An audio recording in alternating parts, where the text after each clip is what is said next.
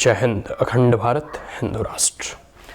देखो, हम जो है यहाँ मुख्यतः बात करेंगे कि भारत कैसे नित्य नवीन न्यू डेवलपमेंट और नित्य नवीन ऊंचाइयों को छू रहा है, हर रोज नए प्रगति के कीर्तिमान को स्थापित कर रहा है। और आने वाले समय में भारत अगर इसी प्रकार आर्थिक दृष्टिकोण से बढ़ता रहा तो बिलीव मी, आप विश्वास करें कि भारत एक आर्थिक महाशक्ति के तौर पर भी उभर कर पूरी दुनिया के सामने आएगा।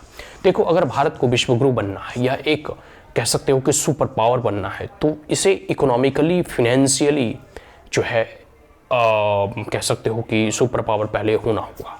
आप देख लो, चाहे अमेरिका हो या सो कॉल्ड चाइना या फिर जितने भी वेस्टर्न नेशन जो कभी डेवलप्ड या फिर अभी भी जो अपने आप को डेवलप्ड मानते हैं, चाहे यूरोपियन यूनियन हो गया, रशिया हो गया या फिर ब्रिटेन, फ्रांस, जर्मनी वगैरह हो गया, जापान हो गए, वो एक सुपर पावर या मिनी सुपर पावर या सेमी सुपर पावर या फिर क्वाज़ी सुपर पावर के तौर पर अगर या फिर कभी वो वर्ल्ड की सुप्रीमेसी जैसे ब्रिटेन वगैरह के पास थी तो वो इसलिए नहीं थी कि वो अच्छे आर्म्स एंड एम्युनिशंस थे, उनके पास अच्छे लड़ाकू विमान थे, अच्छे जो है सैनिक थे, अच्छे युद्धपोत थे, सबमरीन थे। ये सब फैक्टर्स हैं to become a super power. But I believe कि उन लोगों के पास economically they are viable, economically they are sustainable and economically they are developed nation.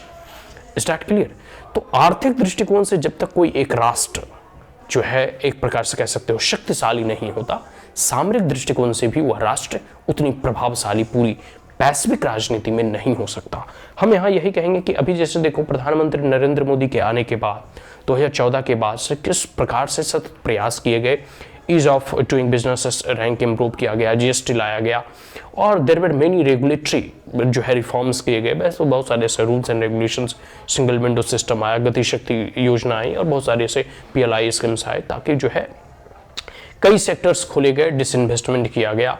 ठीक है, ऐसे कई एक प्रयास भारत सरकार के द्वारा किए गए। इन्वेस्टर समिट हो गया, skill India, made in India, there were many reforms measures were also taken और कह सकते हो कि बाय द प्रेजेंट और नरेंद्र मोदी गवर्नमेंट।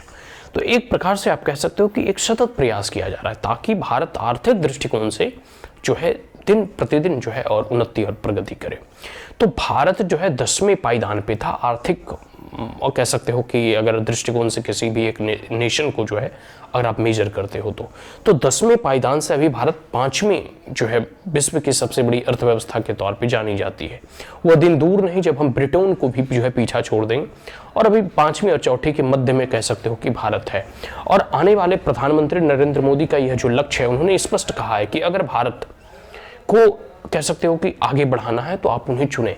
और जिस प्रकार से एक स्टेबल गवर्नमेंट भारत सरकार के द्वारा प्रोवाइड किया जा रहा है, खास करके नरेंद्र मोदी के नेतृत्व में, क्योंकि कोई भी डिसीजन और मेजर डिसीजन लेने के लिए एक स्टेबल गवर्नमेंट का होना जरूरी है, तो इसलिए भी प्रधानमंत्री नरेंद्र मोदी जो है एकदम ठोस निर्णय ले पाते हैं क्योंकि उनके पास पूर्ण बहुमत की सरकार है।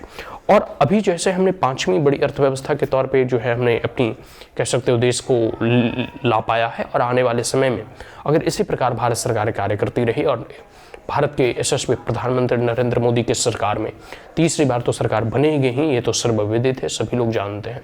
तो हम भारत आने वाले 2030 तक विश्व की तीसरी सबसे बड़ी अर्थव्यवस्था के तौर पे जानी जाएगी। जैसे अभी अमेरिका है, फिर चाइना और फिर भारत।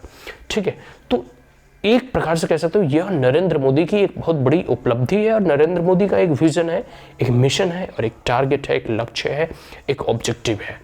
ठीक है, तो ये नरेंद्र मोदी के इन संकल्पों को साकार करने के लिए और जो एक $5 ट्रिलियन इकोनॉमी का जो लक्ष्य है या फिर किस प्रकार से भारत अभी विश्व की सबसे बड़ी और तीव्र गति से बढ़ती हुई अर्थव्यवस्था है, इतनी कोविड-19 के बावजूद भी जिस प्रकार से हमारी अर्थव्यवस्था अभी वैश्विक अर्थव्यवस्थाओं की अगर सूची आप देखोगे तो उसमें सबसे तीव्र गति से बढ़ती हुई अर्थव्यवस्था अगर किसी की है तो वह भारत की है।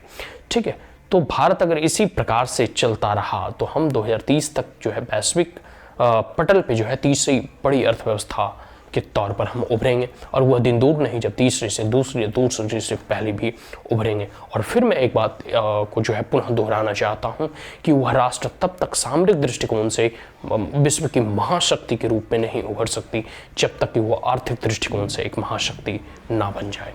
तो आज के लिए इतना ही। जय हिंद, अखंड भारत, हिंदू राष्ट्र। जय नरेंद्र मोदी।